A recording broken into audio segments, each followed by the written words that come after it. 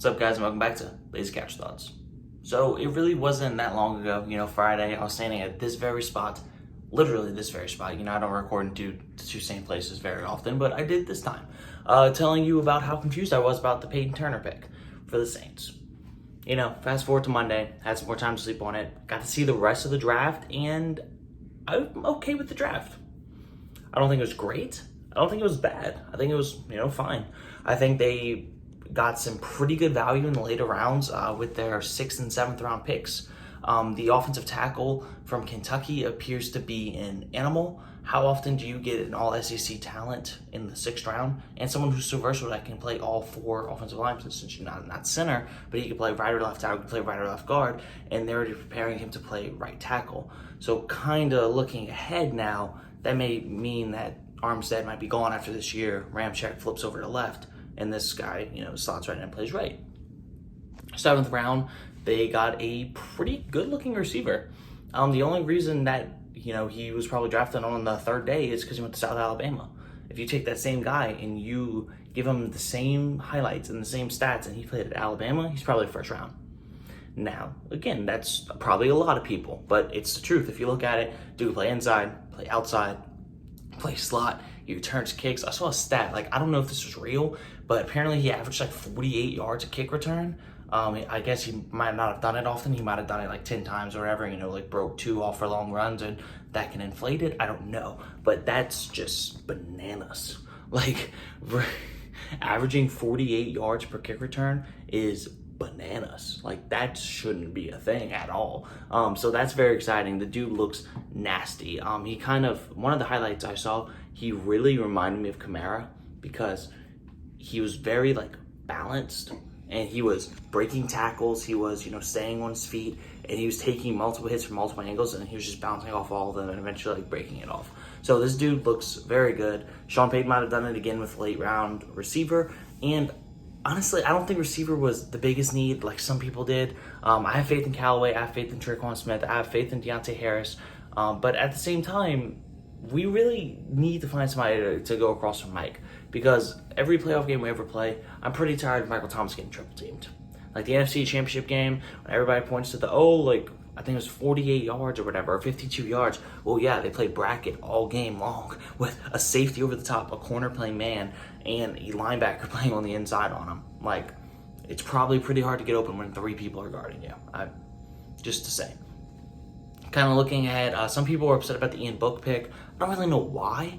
I guess it was because we still, needed a receiver. So people were like, go get a receiver. We got one later. But I'm honestly fine with it. A lot of people speculated, say, Ian Book's a great athlete, great runner. Maybe he turns into the Taysom Hill role. Sean Payton shut that down kind of quick. He was like, no, we didn't draft somebody to play Taysom Hill role. I really like what I see on film. I like what I see. I think he can be a good quarterback.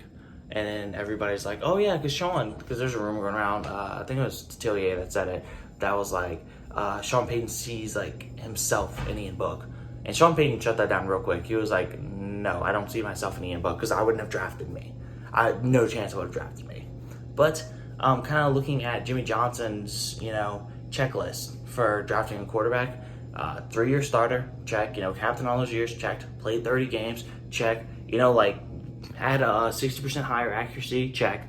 He checked a lot of things, and I think it's worth giving a shot. If you start 3-4 years at a Notre Dame program who made the playoffs twice while you were there, probably doing something right. You're probably pretty decent. You're probably pretty, okay at playing football. I think you'll be okay, and I don't think it's a bad pick at all. Now, does he ever become anything? I don't know. He might be a backup his whole career. He might be out of the league in 3 years. He might be a starter someday. I don't know. But, again, I don't hate the pick, especially a 4th rounder. If I thought we were probably going to go quarterback this draft at some point, I was kind of leaning Davis Mills from Stanford, probably in the 3rd round-ish. Ended up getting drafted early in the 3rd round, whenever it went Mond, and then pick, Trask, pick Mills, that. They all went in 5 or so picks. Yeah, just a run on quarterbacks you would dream of. Then you have, I thought they did fine in day 2. They got a cornerback out of Stanford who appears to be very good. He plays very violently. He's very aggressive. He's a ball-hawking type DB, which is hard to find. And it's because this guy played wide receiver his whole career. So when the ball's in the air, he says, no, that's mine. Like, a lot of DBs may not have that. If you don't play receiver, maybe you don't have the, hey, that ball's mine. The ball's in the air. I'm going to get it. That's mine. So I really like that. And a lot of analysts, a lot of scouts were saying, yo, this guy might be the steal of the draft. Like, this guy, he's basically, like, he was designed to fit the Saints system. He's best in press man, cover 3. Saints like to play press man and cover 3. Like, perfect. Like, he has the same strength as Lattimore, which is good whenever we want to play him across from Lattimore. So this guy apparently is going to be an absolute animal.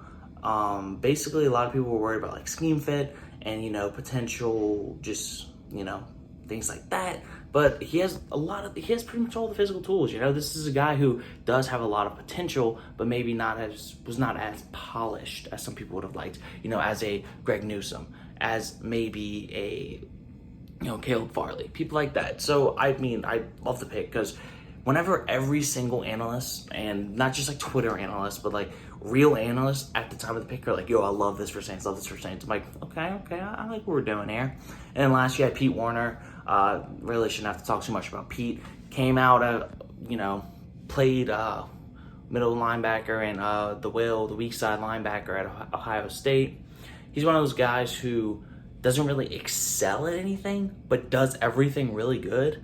And if he can learn how to cover man-to-man, he'll be a 10, 12-year starter in this league. He's a guy who's probably going to come in and start day one. With the way our linebacker core looks now, he's very good against the run. He sheds blockers really well. He can play very good in zone coverage and, you know, like manning the middle zone, and which works good because we have a great blitzer in Demario Davis. And if we can get this guy to, if Pete Werner can learn how to cover a running back out of the backfield, you know, with man coverage, then it can help Demario, you know, focus on other stuff, because I don't want Demario Davis chasing our running backs at this point in his career. You know what I mean? Like, I need him, all of his bullets, you know, on the pass rushing or stopping the run. I don't want him wasting his time having to chase around a running back. Not maybe 25-year-old Demario, yeah, he's great at it. But, you know, 30-year-old Demario Davis, he's still very good at it, but I just don't want him to have to waste, like, his legs like that. But anyways, overall, I think the Saints end up saving themselves probably about a B- or so on draft grade, which is like the common like answer by most people. But I don't really like giving grades. Like, it's kind of stupid to give grades on drafts the day after they happen, because you don't know what like actually happened. You know what I mean? Like, Carolina jumped us at 60. Like, they picked at 61. We were at 60. They jumped to 59 to take Terrace Marshall Jr. Maybe like we were going to take Marshall right there over Warner, but you know, time will tell. We'll see everything that happens. I'm pretty excited about this draft. There's a lot of guys who I think have a lot of upside. Looking at Peyton Turner, of course, he reminds me so much of Cam Jordan. Like, I started watching some of his tape. All of his tape just looks like Cam Jordan. Long on the edge, can stop the run, he can set the edge well. He's very violent with his hands. Like, I love it. And then also, you know, cornerback out of Stanford apparently has all like Pro Bowl caliber potential. That's exciting, and I'm slowly but surely falling in love with the receiver from South Alabama. But anyways, guys, thanks for watching. I will see you guys on Wednesday. Leave a like, you know, subscribe if you're new, and leave a comment below giving me your Saints draft grade. Anyways, guys, I'll see you guys on Wednesday. Peace.